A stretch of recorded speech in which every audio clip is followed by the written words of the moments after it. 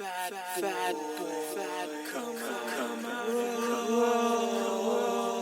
know we had to do a podcast, right?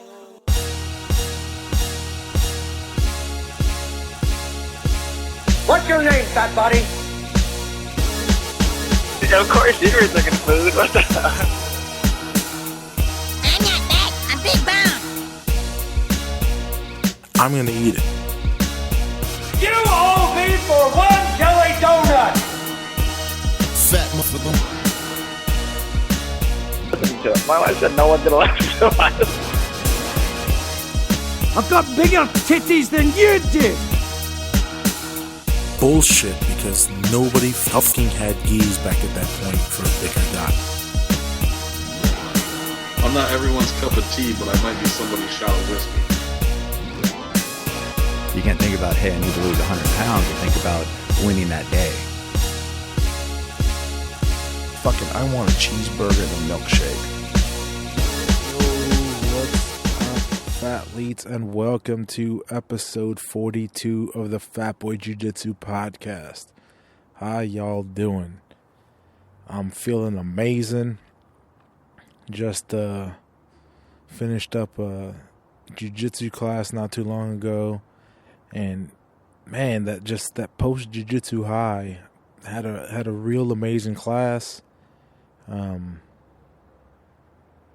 Like rolls were great, were tough. I still got smashed, but movement was clicking.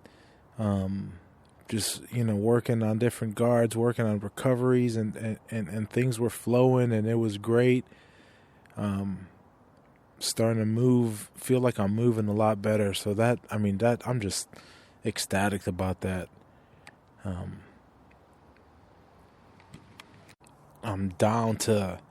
I'm waking up between 218, 217 on my scale. Now, full disclosure, on my scale at home, and that's the same one I've been using throughout. Well, actually, these people, Weight Gurus, they sent me a new scale a while ago, and I've been using that one. But it's the same one I've been using pretty much over the years. And I like their app because even though it's a different scale, because it was the same program, it just kept it all my weight history. But anyways, I'm using that scale, and I'm weighing, when I wake up, 218, 219. When I came back from Houston, on that scale, I was 226. At work, now, mind you, I had jeans and a shirt on, but at my office, I weighed 231.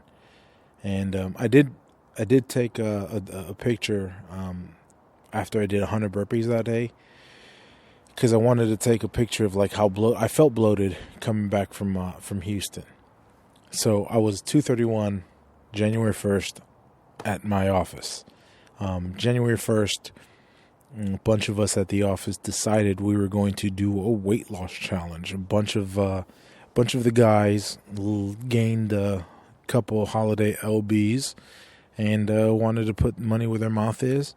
They didn't want to put as much money. I was trying to get them to bait them to do, let's do a $20 buy-in over 12 weeks, $5 a week, make that pot nice and large. Nobody was buying, so it was just 13 of us, $20 a pop. And I weighed in at 231. Now, the other day, when I was 217 on my scale here at home, I was 221 there. So I don't know if that scale is heavy. My scale's off. Could be a mixture of those. So take it with a grain of salt. I might be, my weights might be fluctuate on a scale 2, 3, 4, 5 pounds. I don't know. Doesn't matter. Well, actually, I take that back. It kind of does matter right now, because I'm officially like borderline finally getting to a new weight division. I mean, I was I was so large and so robust that I've lost 168 pounds right now. And, or 68, yeah, 68. And I am borderline in a new weight division, finally, under, gotta be 222 with a gi, and, being super heavy and not, ultra heavy. So, yay me. Super heavies, my man, you getting put on notice. I'm gonna be competing this year at the brown belt level, and what's up? We're gonna see what's up. So back to the weight loss challenge. We have 12 weeks. I think it's at the end of March. Yeah, I think it's the end of March. We're gonna weigh in March 29th or March 30th, whatever that Friday is. And it's a winner take all. Whoever lost the most weight,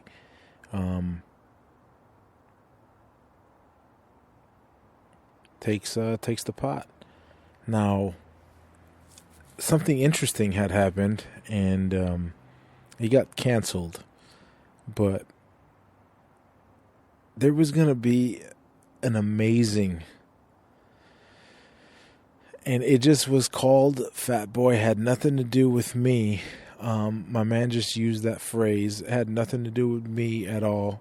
He just used Fat Boy, but it was going to be a Fat Boy Fantasy League.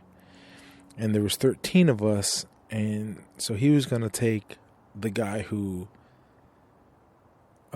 put it together, and he was going to be AKA the commish, so he was going to have to sit out. So he took 12 man, and he was opening it up to be like a 12-man fantasy football league with X number of weigh-ins throughout as games, and the people with the most amount of weight loss would win hence that game and move on. Oh, he had thought this through, and it was amazing. But yeah, that's not happening. I wish it would have been.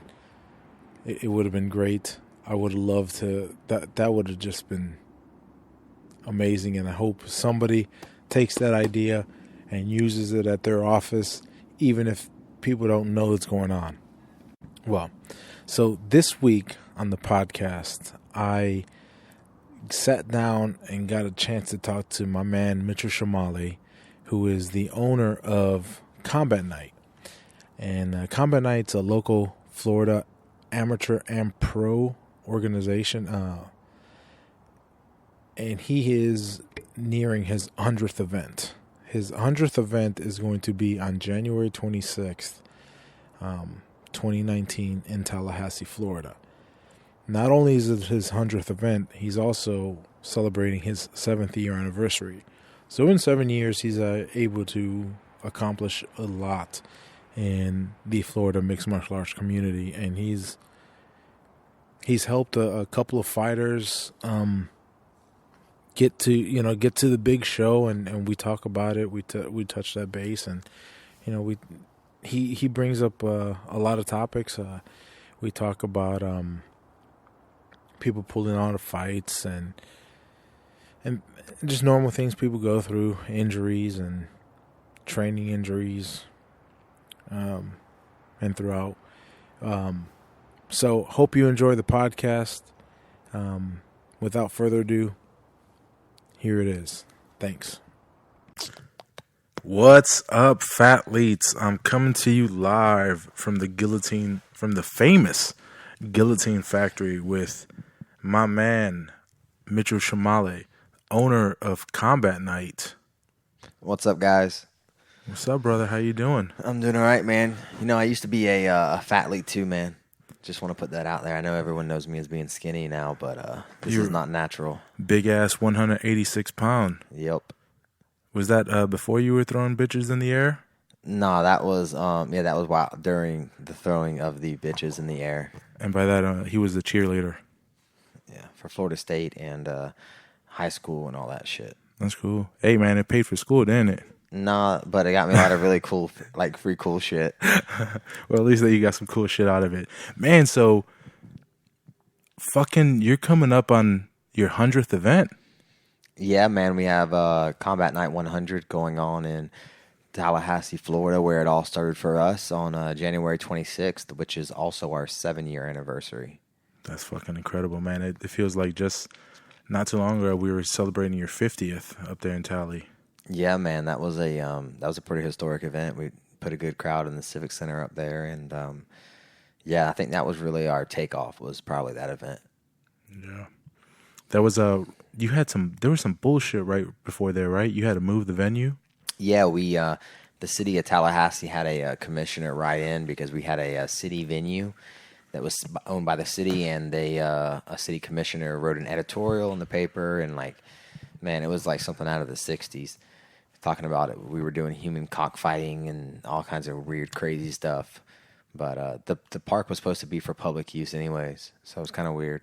Yeah, too bad. It would have been a beautiful venue. I know we went and checked it out afterwards, but even where we had it at the Civic Center, right? That was it was on campus. Yeah, it's the Tallahassee Civic Center. It's right. I don't know if it's actually on FSU campus or if it's a separate, but I think it's owned by FSU. Well, that would make it FSU campus.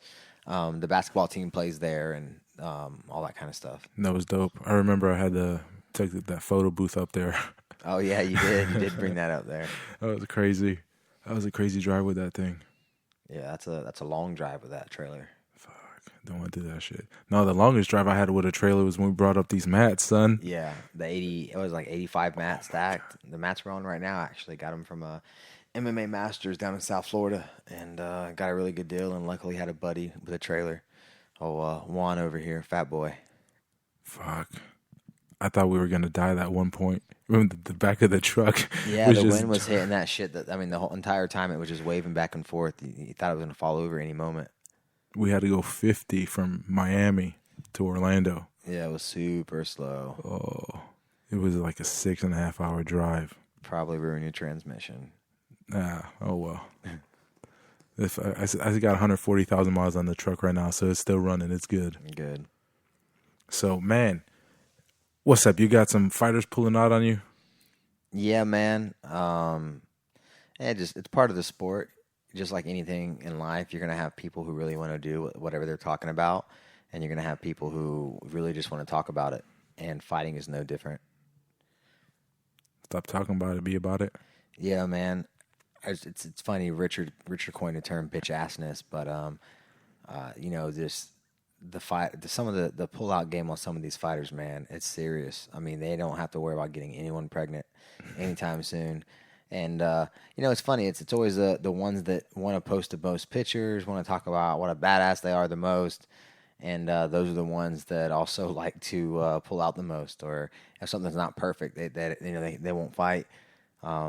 I know, just coming up in the sport, especially being an amateur, it's important to fight and fight a lot, and not fight in the best conditions. Maybe are you hurt or are you injured? And if you're just hurt, you need to fight, and if you're injured, then it's different. But it's important to learn that as an amateur, because when you go pro, if you really want to make a run at it, you got guys like Mike Perry that fought, I think he fought 7 times in like 14 months and got into the UFC. That's how you get to the UFC. You fight a lot and you're violent, not waiting for everything to be perfect. How many times have you fought injured? Man, every one of my fights. I don't think I've ever been healthy. I know for sure some of my biggest fights, I was not healthy. I won some of those and I lost some of those. And that was as a pro, and that's whenever there is no erase button. There is no redo. Whenever you take that pro loss, it's on your record forever. So, when I started, that's how it was. There wasn't an amateur. It was illegal here in Florida. It became legal about a year before we started Combat Night. So you didn't have an option to even fight amateur here. You had to go pro. And we had to go to Georgia to fight amateur. So I was like, fuck it, I'm just going to go pro.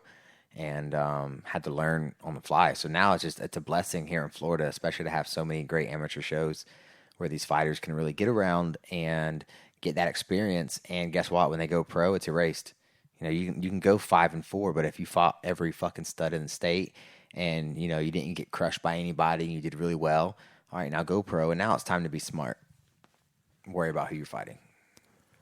I see that point. I see the not wanting to fight injured very well. Like you that anxiety of, man, what's gonna happen, or my knee, I got a bum knee, or I got my elbow's this, and what if the what if sometimes is stronger than the what could be, I guess. Yeah, I mean, it's not a matter of it's part of the sport. You're going to be injured. What we're doing isn't playing patty cakes. And when you practice, we're practicing like a real fight. We're simulating fights every day. So to expect to be 100% is ridiculous. But I think if you're 80% or better, then you should be fighting. If you drop below 80%, then you got to kind of sit back and get healthy and heal up. And but part of that too is being smart. If you're just smart, the injuries really don't happen that often. If you're taking the proper rest time, and you're taking care of your body and eating the right foods, and you're living the life of a martial artist, injuries aren't going to happen that often. I see the lifestyles that some of the guys live that are getting injured, and it's like, yeah, man, well, you can't do that, and you can't live like that. Versus the guys, like Christian Losing, who fought 4 times this year as a pro. He went 3-1, fought 3 times with us, 1 time in Island Fights, and it's like, yeah, I mean, he could fight 4 times, and that's enough to keep yourself. That's a lot of fights. 4 fights is a lot. I was telling you that about not wanting to fight injured or anything, and then I started thinking about, like, oh shit, dude, like I'm always in a little bit of pain. I still go train and shit. Like, it don't matter. Yeah, it's just you kind of get, like I said, you get used to it, I guess. Yeah, and there's an extent that you don't want to, you don't want to go too far and really seriously injure yourself. You got something going on with your neck, or you've torn your ACL.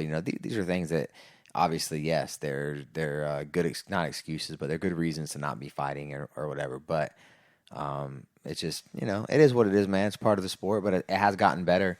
I think the pullouts were a lot more active back in the day. And now the sport's improving a lot.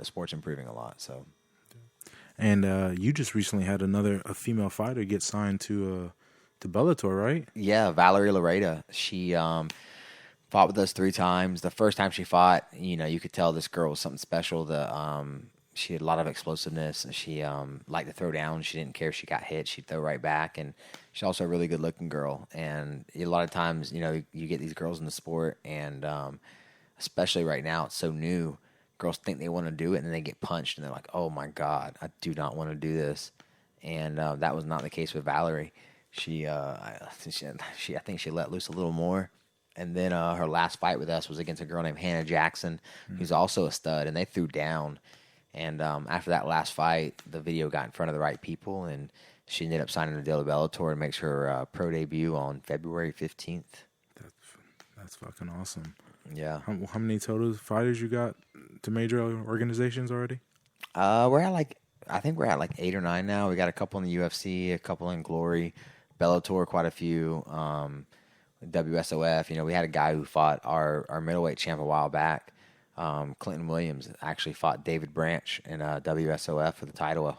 So I mean, we don't really talk about all of them, and then we have Troy Worthen, who I can't say, but he got signed to a fairly large organization, and that'll probably be, to me, that's the biggest one, because to get signed to an organization that's not the UFC but still just as big, and he's getting paid well, and they don't, the stuff they're doing over there is, I think, next level. So that's a really cool thing to kind of have that door open now, and he's a really good businessman, so he'll get in there and he'll network the right way and help out, I think, more fighters here in Florida. He is he's a special cat, that one. Yeah, I mean, he works hard. He's talented. He's got the full package. He's good looking. He'll do really well in his career, and he's smart. He's not an idiot. If he's injured, he knows when to rest. He knows how to push himself. And whenever he's healthy, this guy's doing. He's my roommate too, and he's doing 3 and 4 sessions a day, lifting. He's so fucking strong, wrestling, dude. Grinding. I mean, he's a fucking 155 pounds, and he feels like a light heavyweight when he grabs you. Mm-hmm. Nobody feels like him. It's just no one my size ever feels like that. So something special. He'll do big things. Can't wait to see that. So what do you got going on with Fat Boy, man? What's your next gi coming out? I saw a blue one at the gym the other day. Yes, the blue one, the blueberry and cream, has been out for, I want to say 4 months now, 3 months.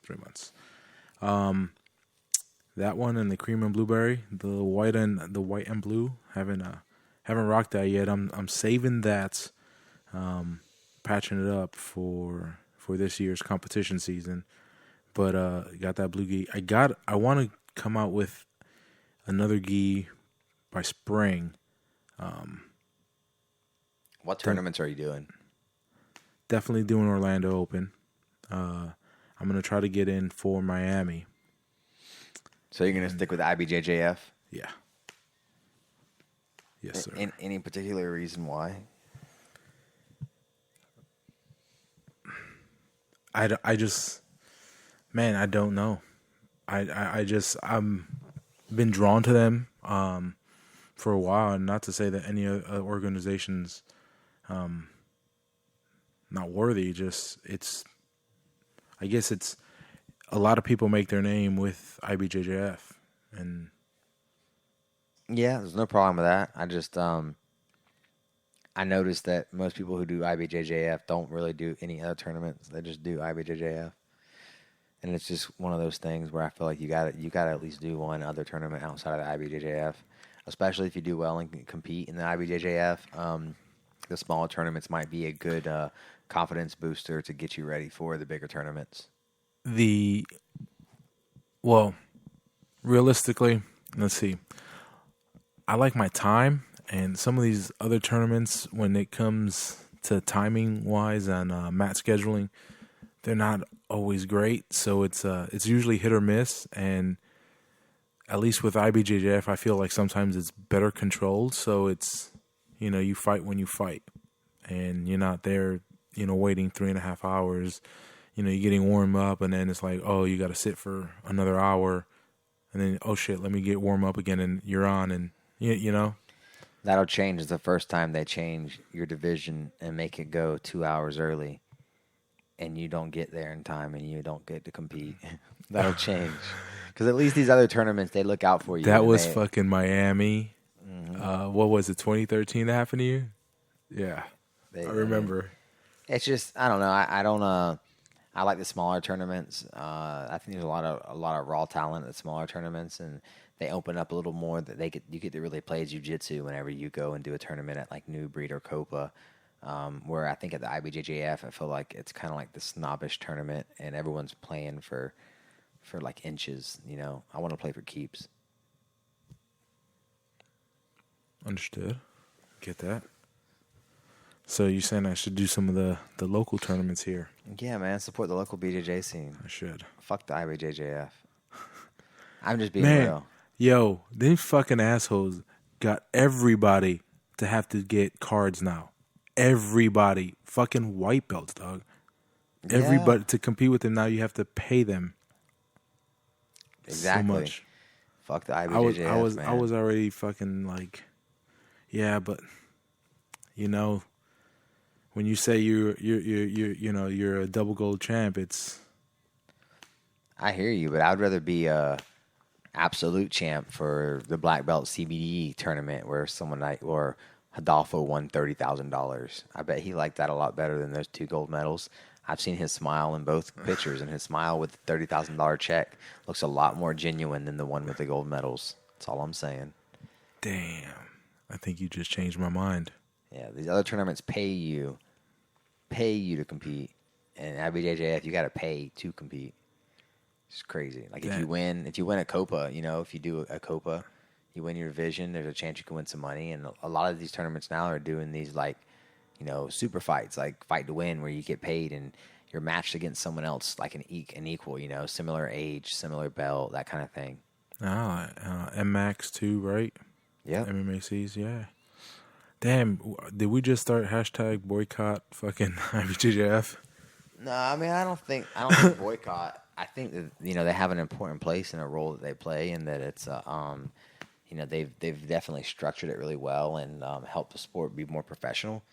And without I think without them, you wouldn't have a lot of these other tournaments like Fight to Win's coming up. You know, the IBJJF kind of showed like, hey man, not only can you make money off jiu-jitsu, but you can make a lot of money. And people are like, oh, well, I don't have to make a lot of money. I just want to make some money off jiu-jitsu. So they make it more not user-friendly, competitor-friendly by, paying them some of the shekels instead of keeping them all for themselves. Spread the wealth. Yes, sir.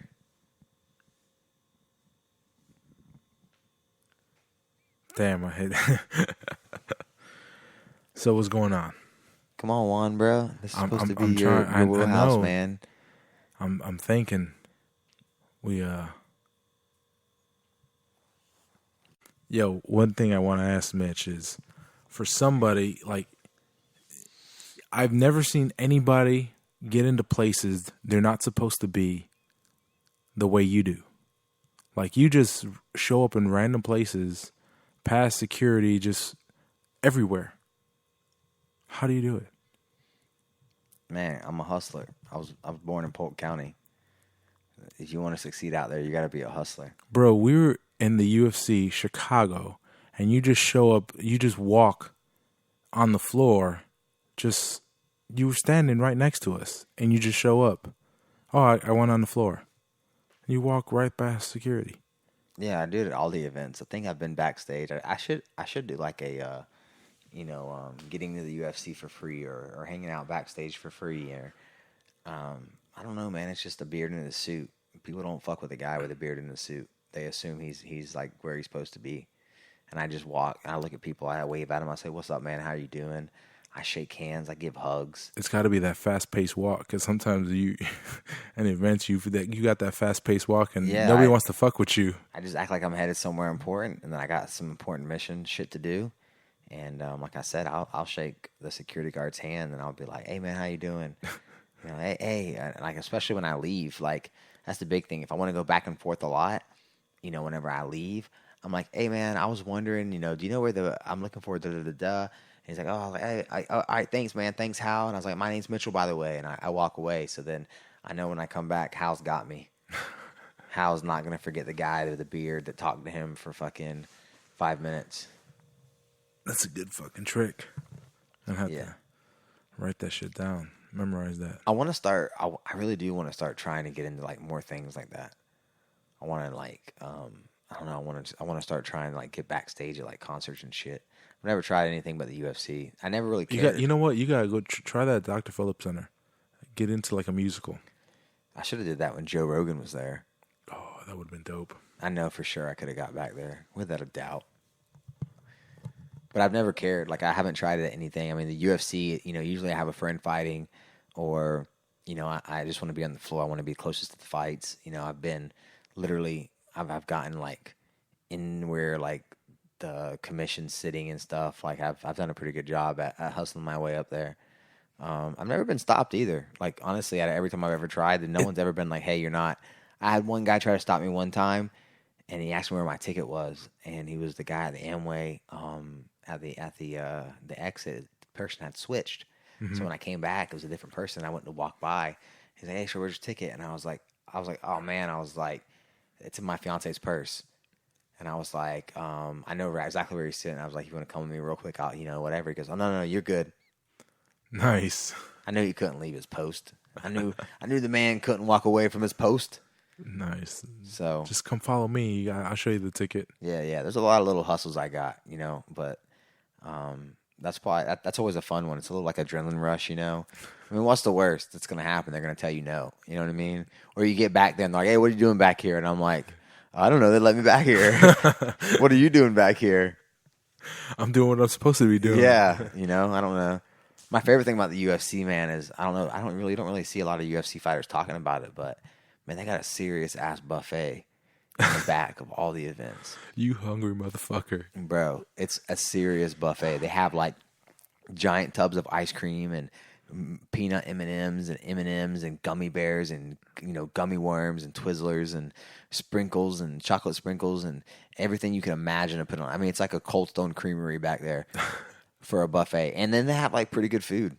Everywhere I've been, they've had really good food.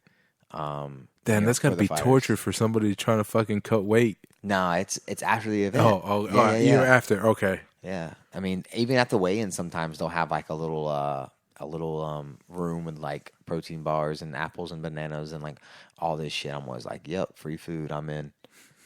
So, but yeah, it's really cool actually that the way you know, I know the UFC gets a lot of flack saying they treat the athletes like shit, but for me, a lot of times it's the little things like that that are important. You know, they treat the whole camp. The guys can go back there and watch the fights and kind of relax and, you know, just been in a fight or whatever, kind of decompress. So, and like I said, I love the ice cream and the gummy bears and all that stuff, man. It's pretty legit. When I was in Houston, I met a UFC fighter, Juan Adams, and he was telling me a story that his coach at the UFC he fought in, which one did he fight? He fought on the Denver card on the 25th anniversary. Oh yeah, nice and card. His coach, the pants that they gave him were like 8 inches too long, and he didn't want to cuff him. He goes, bro, they told him that he was up, and 3 people sewed him and cut him and shit like that within the time he had to walk up onto to walk out. Yeah, they got a whole team, man, for the Reebok That's stuff. fucking crazy. They got a whole team of people that literally will do whatever they got to do to make sure that those uniforms are correct and they're proper. They're actually pretty cool too, man. Like they'll hook you up with like extra socks and extra shirts and shit because like you get a whole little goodie package. You know, you get, again, I think it sucks for the fighters that they're having to lose out on sponsorship for that. But it's, you know, just going as a coach, it's pretty cool that you get like, you know, being a coach, you get a couple $100 worth of gear, you get a free pair of shoes, you get shit. But like for the fighter, it's definitely shitty. I'd be like, man, fuck that. Don't give my coach a damn free Reebok shirt, man. Well, yeah, it was not free. I mean, you're paying for it, really. Let me get that extra, you know, $10,000 in sponsors and give him $1,000. He'd rather have $1,000 than that shit. Yeah, I mean, the money's there. It's just being, you know, you got seamstress you're paying for now. Yeah, I mean, exactly. There's, you know, people don't realize it, that to run a big production like that, to have a show at the Amway and to have those the lighting rigs are fucking $20,000-$40,000 just in lights, not including the rig and hanging it and the work and all that kind of stuff. It's like the amount of production that goes into one of those shows. Like I know because it's my business. I look around and I'm like, oh shit, they got how many? They got that camera. Oh man, they got these lights. They got the ring. They got all the people putting it up. You know, all the people helping the fighters. Every fighter gets a caretaker, like someone with a little clipboard making sure the fighter doesn't fuck up. You know, pretty much once weight cuts start. You know, they got caretakers and shit that are like... You got a babysitter. Yeah, a babysitter making sure. And it's like, you know, man, just... And not only that, but like, man, they took a big-ass risk. I didn't see anyone else investing millions of dollars and losing millions of dollars, hoping it would turn into something. Mm-hmm. You know, they've provided a fuck ton of jobs that wouldn't have been there if it wasn't for them paving the way. Well, all the people... Man, how many people the UFC employ? It's an incredible amount of people. Fuck yeah, it is, man. That's a lot of work, man. And, well, shit, the amount of events they put on, too. It's crazy. It feels like sometimes it's every other weekend. Yeah. Or every weekend. It was, December? December was every weekend? Yep. They do a lot, man. Sometimes they'll do 3 in a week. But, you know, it's one of those things, too, like, you know, when the fighters bitch about the UFC sucking and how they want to get paid more. You know, I bet the UFC wish more of them were like Conor McGregor. I wish the UFC wished more of them marketed themselves and said some crazy shit and brought in, the money to pay them extra. Mm-hmm. And, you know, whenever the guys do things like that, when you have a guy like Conor or the Diaz brothers, you know, they do get paid extra. They get paid well for their little bit of extra shit talking. And, you know, it's shit that fighters do anyways, man. It's just doing it the right way. Don't do it like Tony Ferguson. Sorry, I just can't stand the way even Colby's better than him. Colby, at least you know it's scripted and it's complete bullshit, but it's hilarious because he just keeps spitting out the same lines. Who's your favorite shit talker, man? My favorite shit talker was Chael. Yeah, Chael. But the problem is now it's you can't. It's not cool. Yeah. You know, I like Chael a lot. I don't even know if I categorize him as a shit talker because he really does speak the truth. And he says some shit that, like, you know, that you think there's only one way to look at this. Like for instance, when he got his ass beat by Fedor, and it was like, oh man, just fucking embarrassing for Chael, and he's like, nope, I spun it. And did you hear what he said about that? No. He said that he goes, a fight. I didn't lose a fight. I lost a sparring match. What better way to get ready for my 205 title fight against Ryan Bader than having Bellator pay for me to have a sparring match with the best heavyweight in the world? Who's the sucker now, Bellator? Oh, shit. Like, it was something along those lines. I probably said it a lot better than Shell did, but it was something crazy like that, talking about, Fedor just being a sparring partner. So it's like, even though paid to spar. That's awesome. Even though I do think that he is a bit, he's definitely over the hill, shouldn't be maybe fighting anymore. But I think his ability to talk shit is still really, really well, and it's just funny to watch him spin things. Like things you don't think can be spun, he finds a way to spin them. Speaking of, he shouldn't be fighting anymore. How many times have you had that conversation with a friend or yours? Oh man, I've never actually told a fighter they shouldn't fight. Would you? I mean, it's none of my business. I mean, I'll not book a fighter. I don't mind, like, if a guy tries to fight with us, I won't give him a fight with us. But I'm a pretty big believer in doing what the fuck you want, and even if that means brain damage. I mean, I don't know. I don't tell people they shouldn't do drugs either. I don't know. It's like, who am I to tell anyone how to live their life? You know what I'm saying? Do what you want. Yeah, and if fighting's what you want to do, then fucking go fight. If you want to get knocked out 25 times and you still want to fight, well, all right, man. Never give up. Next one's yours. Yeah, I mean, but I definitely, and I've seen guys, man. I've seen guys that went 0-4, 0-3 as an MMA fighter, and then they want to do kickboxing. And it's like, all right, cool, do kickboxing. And then we have a kid who's like 3-1 as a kickboxer, and he was 0-4 as an MMA fighter. It's like, it's definitely different, So I don't want to be that guy telling someone to give up on something, and I don't know what they're in it for. I have had those conversations with people to find out, like, what are you fighting for? Are you fighting because you have fun with it? Are you fighting because you think you're gonna be in the UFC? Or are you fighting just to see where it takes you? You don't really have any expectations. Where's your mind at? Just to see, but normally those conversations are with people that I think are trying to, be in the UFC one day. Mm-hmm. And it's either like hey man, you need to have a reality check and get your shit together. If that's your plan, then you're not doing the right things to get there. And I think you're talented enough. Or it's like oh fuck yeah, you're going to make it. You know what I mean? Like I had the conversation and just kind of almost like an ego boost for them or a confidence boost. But I've never told anybody they shouldn't fight. Even I've never had a friend either though that, like a close friend in the sport that got beat senseless or, starts to mumble his words. Like if that starts to happen, I wouldn't have any problem telling a guy they shouldn't fight anymore. If I got a buddy who's like mumbling and, he's becoming less, more and more incoherent. Yeah, more and more incoherent. That'd be a different story. But that hasn't happened yet. And, I hate to say it, but it probably will happen sometime in the next 5 to 10 years because I've been in the sport for right at 9 years, 10 years. And, so all my friends that I started fighting with, and maybe some of them are still fighting, that's just a fact. It's going to happen in the sport. People are going to get brain damage. So that conversation might be something that has to happen in the next couple of years. I mean, shit. And if they're anything like Chuck Liddell, they're not going to care. I mean, look at Chuck. I'm sure you don't think Dana White's told Chuck that he shouldn't be fighting anymore. Mm-hmm. He gave him a job so he wouldn't fight anymore. Yeah. So, and he flushed that one right down the toilet. He's getting paid $250,000 a year just to be a face and never showed up to work. That's fucking crazy. So I got fired. WMG took over and was like, "Why are we paying him this money? What's he doing? Nothing." Forrest Griffin, though, you've been coming to work. You got a job. He's at the Performance Institute, right? Yeah, he's doing shit over there. Yeah, I think he's doing something with the fighters, like fighter relations or something. I don't really know, to be honest with you, but he seems to be a very familiar face around there. Does a lot of videos and stuff with him, and seems to be doing really well for his life after MMA. He's got a good personality, though. Really charismatic. Mm-hmm. He cares about the fighters too. I mean, he cares. I mean, he was there. Yeah, I mean, shit. Forrest Griffin is probably the reason why the UFC ended up doing well.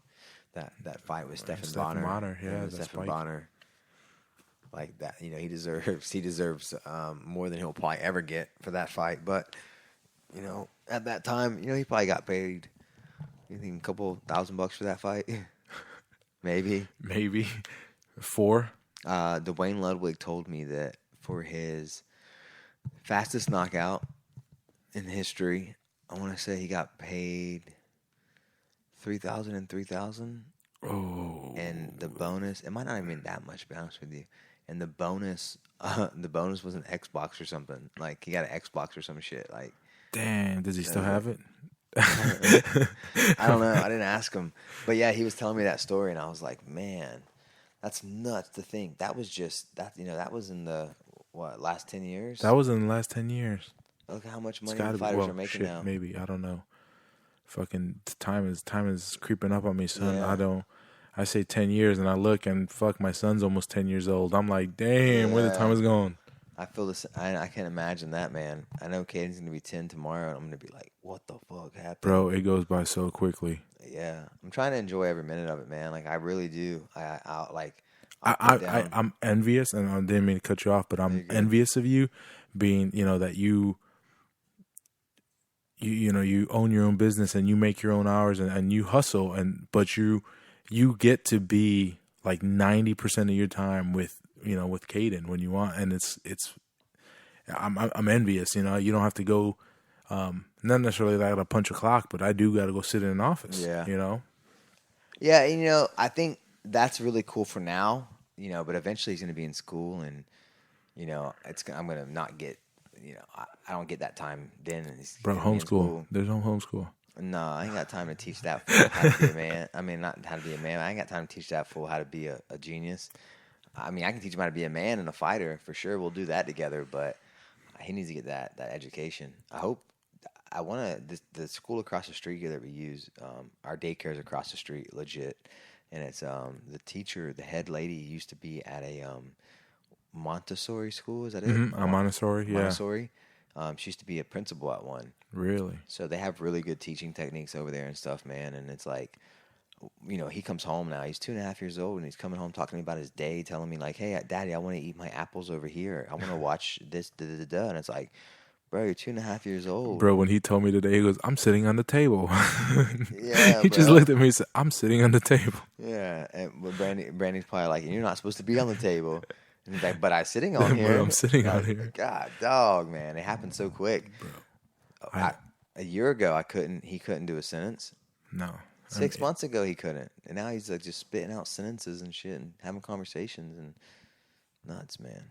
It goes by so quick. I mean, shit. A month ago, my daughter wasn't walking, and now she's running everywhere. Yeah, she is.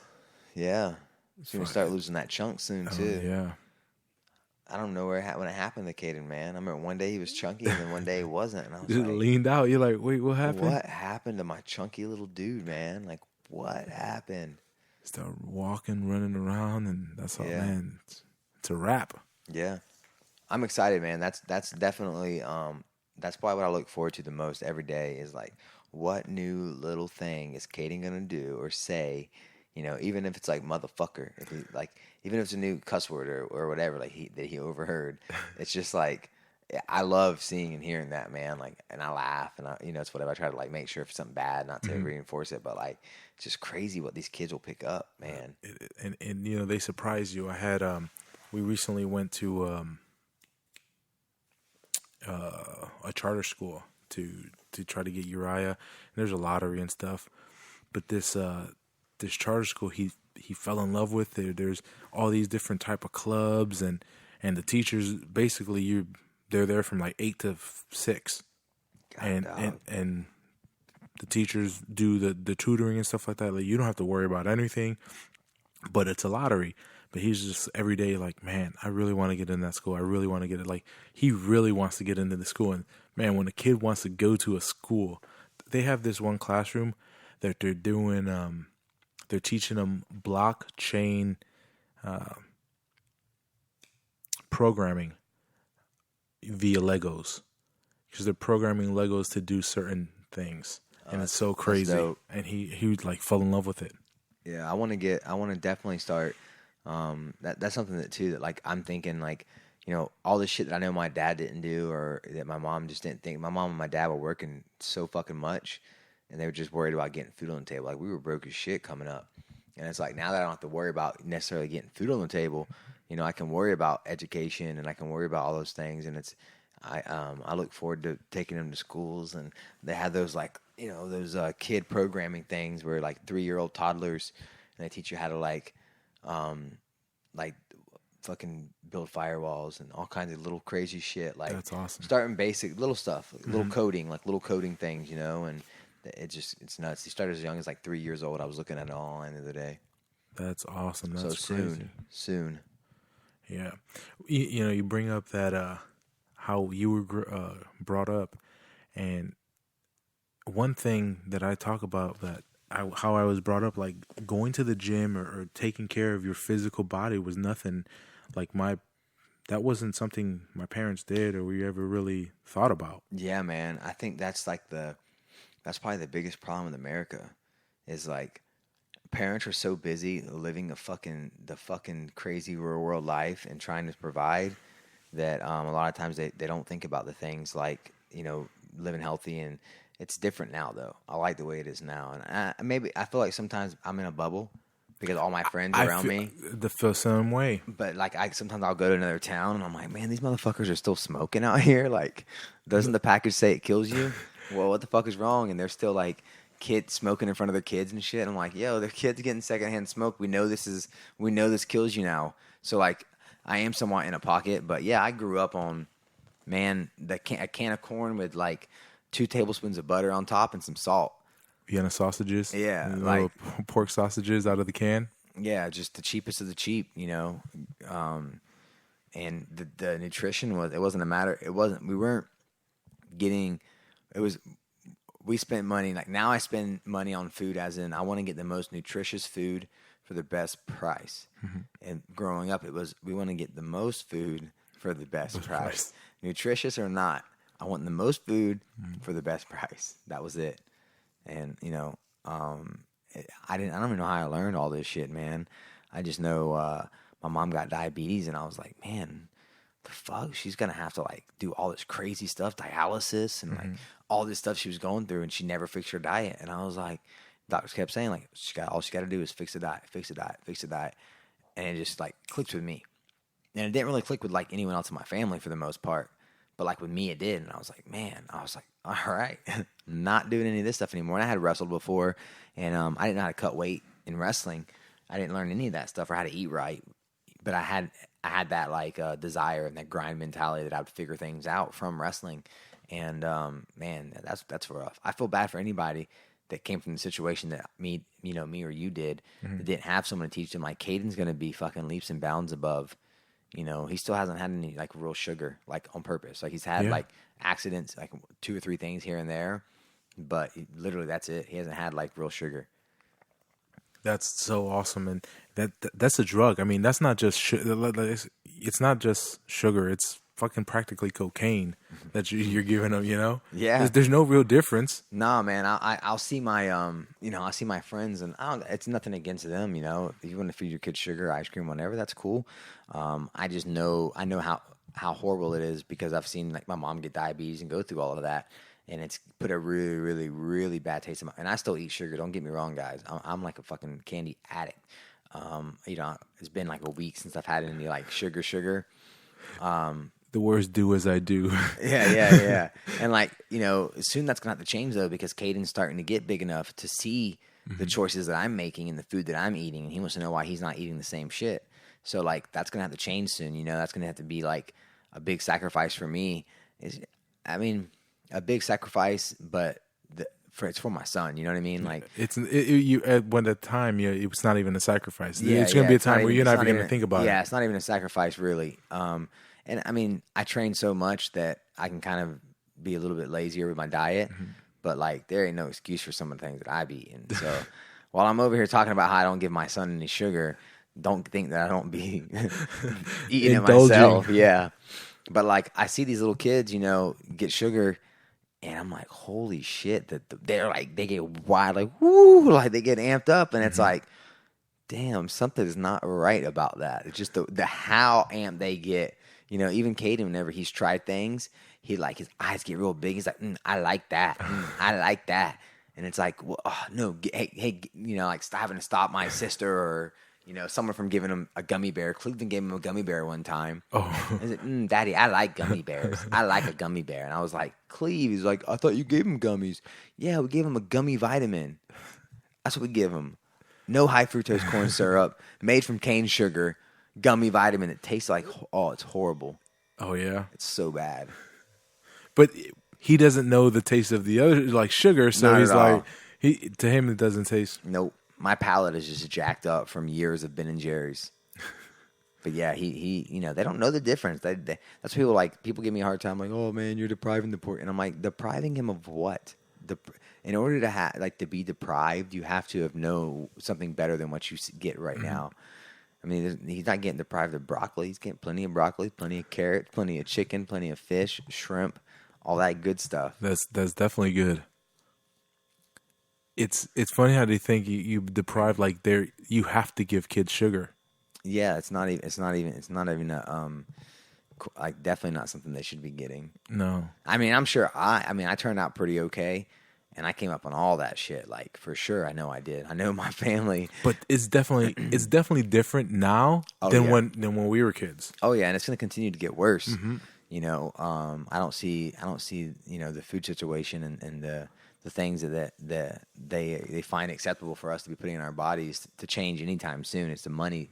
You know, as long as there's money behind it, it won't change. But I do like seeing things like, I know McDonald's is struggling. Like, they're not making the same money they used to. Oh, really? Yeah, I don't even fucking pay attention. Yeah, there's definitely a movement toward healthier food. But, you know, there's still every time I drive down the road and I see the line of McDonald's and I'm like, what the hell the fuck is that line so long? Hey, let me tell you what, there are people buying salads, because I make fun of Maria, but she fucking, when she goes to McDonald's, she buys a salad. And I'm like, I don't know why. I don't know. But hey, it makes her feel good. I don't know. How much is a salad at McDonald's? Like $7? Probably. I don't know. I don't know. Go get yourself a nice salad. Go to Crispers. Maria, go to Crispers. Don't go to McDonald's. I bet that's the lettuce that you get E. coli from. Like, I don't see anything good coming out of McDonald's. Dog, did you just wish E. coli on my wife, dog? No, I'm trying to help her. I'm trying to save her. Go to Crispers and spend that $7 or $8 on a nice salad. You'll thank me later. Or grow it. Grow it, yeah. Make your own salads. Speaking of having your own stuff, you're about to have some chickens out here. Yeah, man, I can't wait. We go to the class on February 15th to get our permit for chickens. Can I board some chickens here? Can I buy you some chickens? And yeah, I think as long as we don't, I don't want like no more than 5 chickens. Okay, and if one of them likes to cock-a-doodle-doo, or I don't know if chickens do that. I don't think chickens. Is that just roosters? Just roosters. Well, if they make too much noise or one of them's getting too rowdy, we're gonna have a roasted chicken, and we'll replace it. They're like a few bucks, man. They're not that expensive. That's fucking awesome. I heard they're savage though. Like I've been told that if like one of the chickens gets hurt, you got to separate it, because if not, the other chickens will peck it. They'll peck it and death. Yeah, kill it. It's pretty crazy. Feed them mice.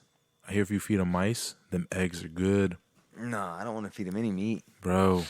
Don't deprive them. Bro, why are you depriving them? I don't want to deprive this chicken. What if it has rabies? What if? No, that's why you buy white mice. You go to the pet store, the ones that they buy for snakes. I don't feel like that's appropriate. I would feed them bird seed. Bro, I like mice. They're cute. I don't want to feed it to an animal that doesn't have to eat it. It's like, you can eat bird seed, bro. But they want to eat it. That's why they eat it when they see it. I don't know. I'm still, you know what gets me? And I need to go find a video of it. Is like, how does they say like the chicken will usually produce like an egg a day? Mm-hmm. How in the fuck? I need to see it like happen, like an X-ray, like time lapse of the egg developing and coming out. Like, you know how they can probably, I bet they've done that. There's got to be a video online of a chicken being X-rayed or something while it's having maybe not. But I don't think that'd be X-rayed constantly. That'd be probably deadly to the chicken. I mean, it's a chicken, number one, in the name of science. Number 2. But you won't feed a fucking mouse to a chicken, but you'll fucking kill it with X-ray? We just talked about what savages chickens were and what assholes they were, and they would peck their... If a two chickens were brothers, and one of the brother chickens got hurt, the other brother chicken would help kill it. That's pretty savage. Yeah. So yeah, I'm okay with sacrificing a chicken.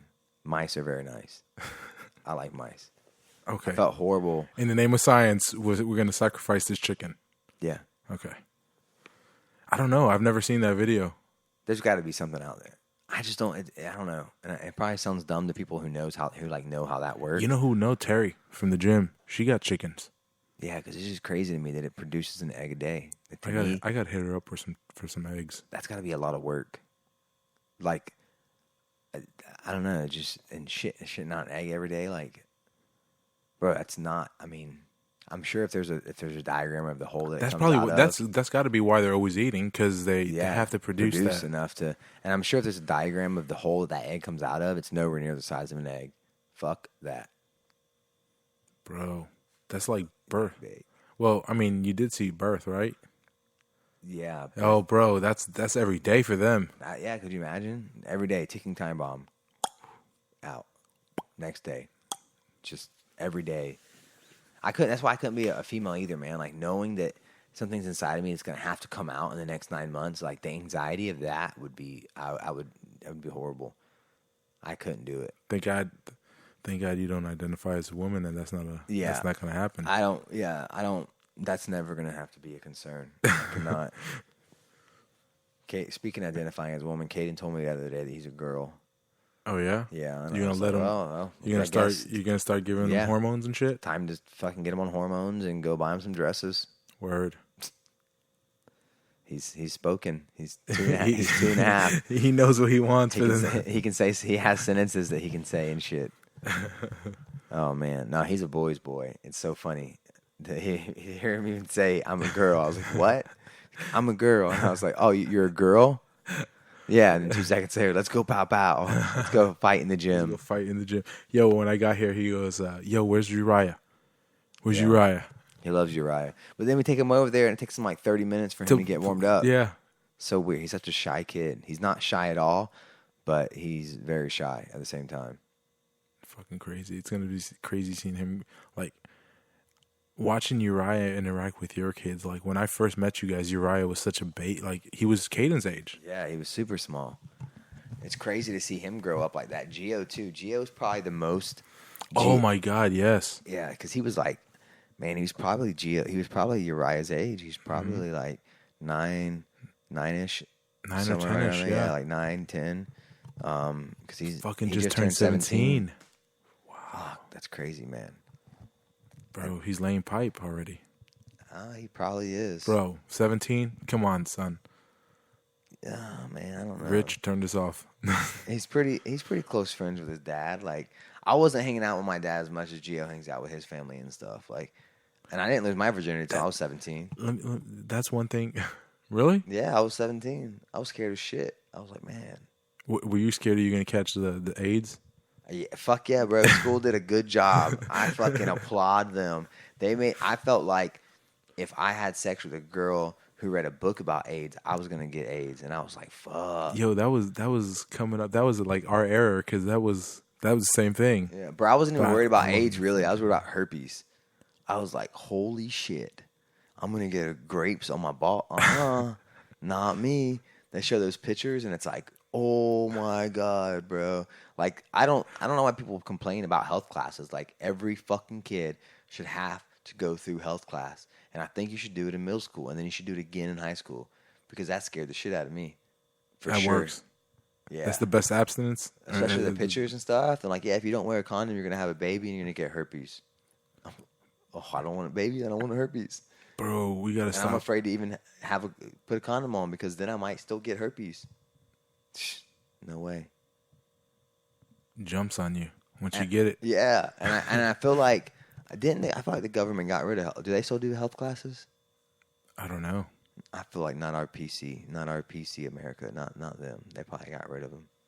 Oh, they probably don't. Yeah, they probably don't talk about some of the shit that they do. No, not at all. There's no way, dude. There's no way that they would show it's not a safe space. Yeah, a class full of 30 kids, a penis with a grape herpes on it, like a whole thing of grapes, bro. They would lose their mind. That would be done. No way. But, That's it. I'm swearing it off. No more pussy. Yeah. I mean, but that's what would happen, bro. They would fix it. It would probably stop. I mean, because I know for sure. That's why I didn't have. I was 17 years old. Was not trying to get. Was not trying to get in anything. They got me. I believed all the propaganda, and then I get older and I realize, oh, it's not. You don't get AIDS from kissing somebody. The hell? What? I've been lied to. My whole life is a lie. Oh, it's actually really difficult to get someone pregnant. No, it's only difficult when you're fucking trying. Yeah. When you're not trying, it's like. Yep. Not that I know. I'm just. I thought we had a hard time. I thought 3 months was a hard time, and then everyone told me that was not a joke. I was like, "What do you mean 3 months?" I'm like, shut the hell up. And I was like, "Oh, okay." Yeah, I don't feel like that's a long time. Yeah, but to me, growing up, being told that if you had sex without a condom, you were gonna have a baby 9 months later. You know, it was still in my head like, oh, it's super easy. Like when I actually try to do this is gonna be easy. You know what's funny now that I'm thinking about it? I used to think my pull-out game was tight. It probably wasn't. It was just I was so fucking difficult. Yep. That it really is hard, and plus, and it was harder. You know, so didn't even realize it. Didn't even realize that. I thought, oh man, I'm so good at this. Yep. Probably same here. Man, it's so funny. I remember being in high school and my boys be like, 18-year-olds having a baby. I'm like, bro, what the fuck? What? Why didn't you pull it out? And it's like, oh man, it just felt so good. Like, no, dude. You're 18 fucking years old. You're 19 years old. What do you mean it felt so good? There was no moment worth a lifetime of not regret, but of responsibility. At 18, man, I'm so glad that, you know, I didn't have Uriah until I was, 25, 27, 26. Like, that's good. I mean, even then I was a little young, but it's way better, man. 18, bro, 18 right now, Uriah would be some hellion. Uriah would be on the street doing some crazy shit right now. I think 27 is like the great age. Like I feel like I really knew who I was, and I knew I wasn't. I didn't have like all these silly beliefs, like, you know, the child beliefs that you have, or the things that you think, like, oh yeah, man, you should the government should pay for everything, and like, you know, or like these silly thoughts. That's a good time to have a kid. I think, you know, you grow out of a lot of stuff. You're not trying to drink and rage all the time. But 18, bro, there's no way, man. And then they like glorify it with these like MTV teen pregnancy shows and shit, and it's like, oh, High School Sweethearts, fuck that. Yeah, man. There's no, like I said, I'm not trying to be a dick to anyone, especially if you had a baby at 18. I'm just saying, how the fuck? That's got to be difficult. That's got to be super hard. Like, I couldn't imagine my ass at 18. And I will also say, though, that, like, you know, I had Kaden at 30. And what you did at 30 is completely different from 27. Oh, yeah. I mean, shit. Yeah. And it was also, you know, I grew up really fast. I thought I had everything figured out. And then I had a kid, and I was like, oh, shit. Like, there's a lot of shit I got to figure out. Like, I got to really think about this, and I got to really put some, you know, some effort into changing some things in my life. Mm-hmm. And fucking at 18, no you wouldn't way. have done that shit. No You would just... No way. Even, I don't know, man. I think 25, 24 is like the minimum. Limit. Yeah, like, you got to be that old. But, you know. We got to have licenses to have kids. Yeah, especially nowadays, man. You know, I feel like the dumb people are starting to outnumber us. Oh, they definitely are. Yeah, think about it, man. Smart people only have like 2 or 3 kids. 1, 2. Yeah, but like dumb people don't want to get outnumbered, son. They'll just start having like 8 or 9 kids. I mean, I hate to say it, but it's the truth. And then, you know, what are those kids? They see that, you know, you should have 8 or 9 kids. I'm gonna have 8 or 9 kids, and before you know it, there's downward spiral, son. And then they also say that, like, that movie Idiocracy is going to happen.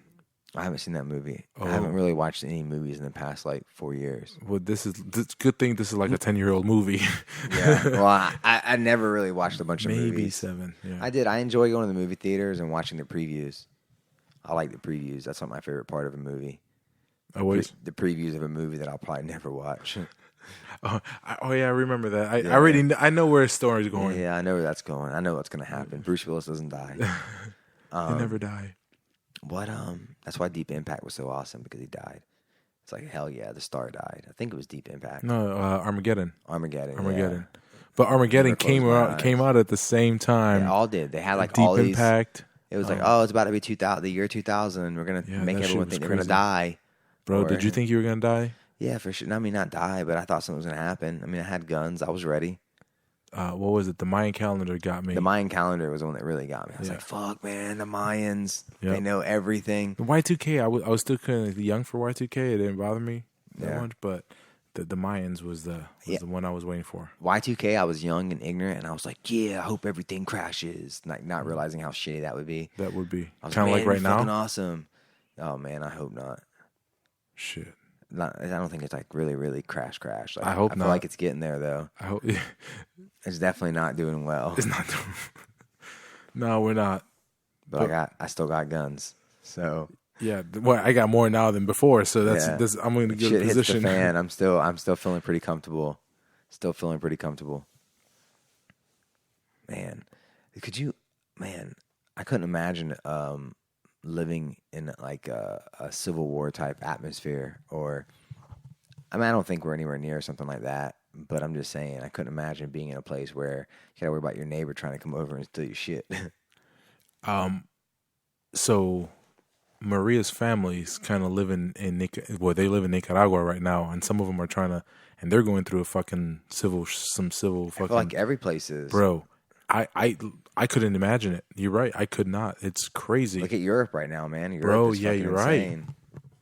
That's got to be fucking Stupid. crazy. Venezuela, like all the shit that it's like, man, like the only place that I think that's doing better is like Cuba. Like Cuba's doing pretty good right now Cuba's flourishing. in comparison I think to what China is doing pretty good. China's right? probably killing it. China's China's killing definitely it. crushing the game. North Korea's probably doing a lot better now that they decided they're not crazy.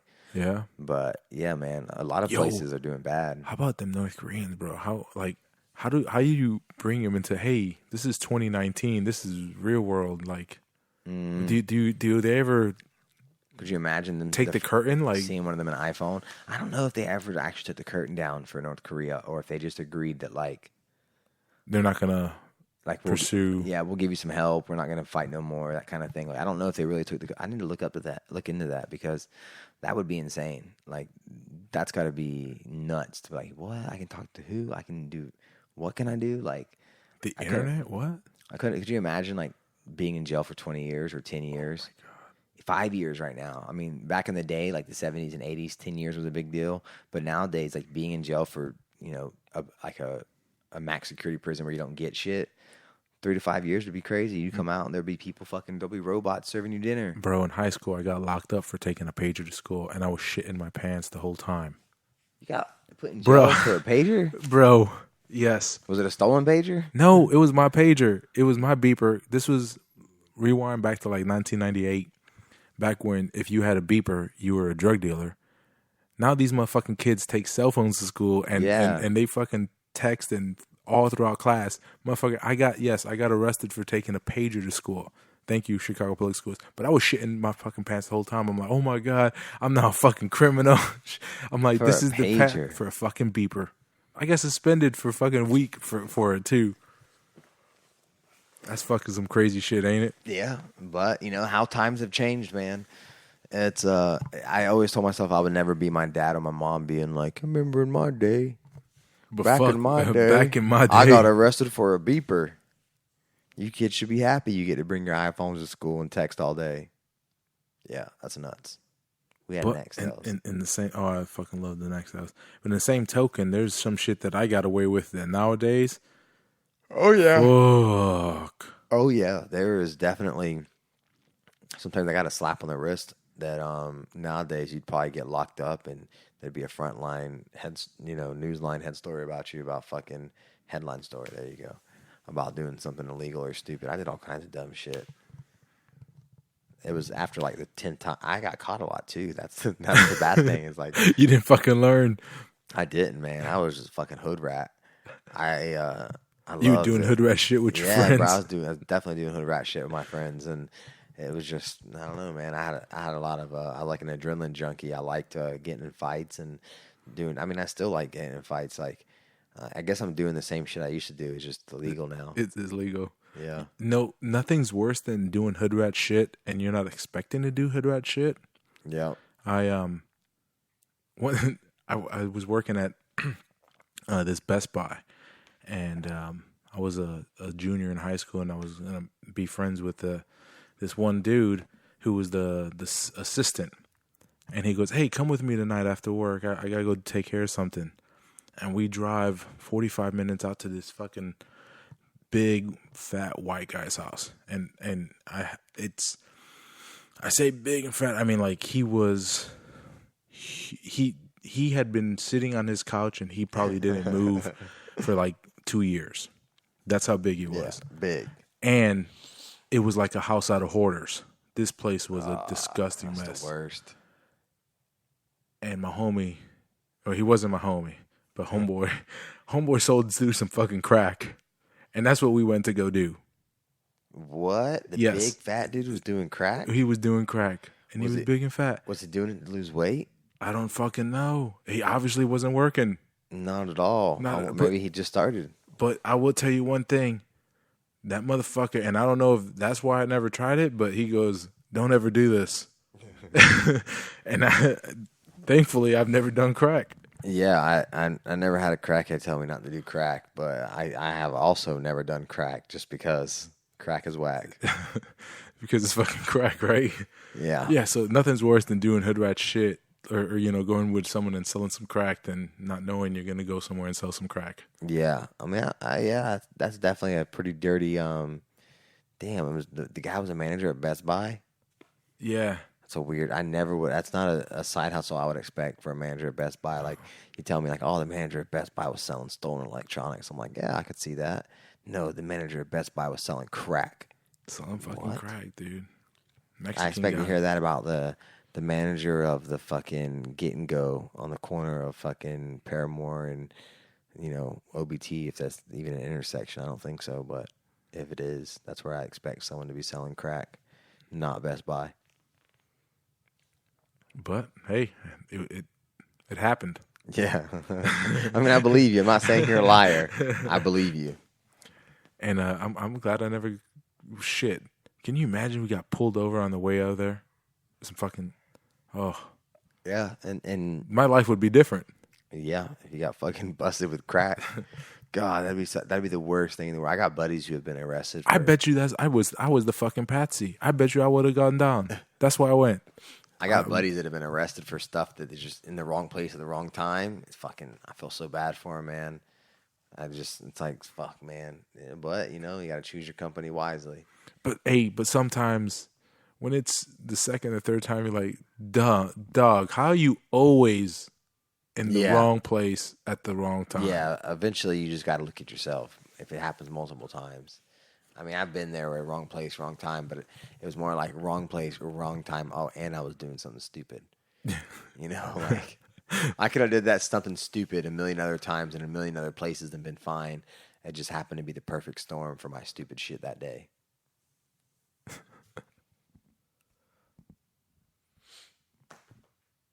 So, man, I'm dying out here, my man. So I'm gonna have to cut this short. I am too. I'm about to fall asleep on this mat. It's comfortable. I thank you. I appreciate you coming on the podcast. Where can they find you, Mitchell? Combat Night. Combat Night what? Combat Night everything. Combat Night everything. Combat Night MMA on IG. Google Combat Night MMA IG, Combat Night MMA Facebook. If you Google Combat Night, the website should pop up. It's combatnight.com. Make it super simple for all the fans out there. It's just Combat Night. All right, Combat Night. So if you're around Tallahassee, January 26th, come check us out. We're going to be Combat Night's 100th event. We're going to fucking have a blast. Oh, I can't wait, man. It's going to be a good night. All right, thanks, Mitchell. See you, homie. Well, I hope you guys enjoyed that. It was a pleasure to sit down with my man Mitchell in the Guillotine Factory and record that. He is, you can find him on Instagram at Combat Night MMA. And if you are in the Tallahassee area on Saturday, January 26th, come out, say what's up. I'll be out there. And thank you for listening to the podcast. Love you guys. Peace. Thank you for listening to the Fat Boy Podcast. Have a nice day.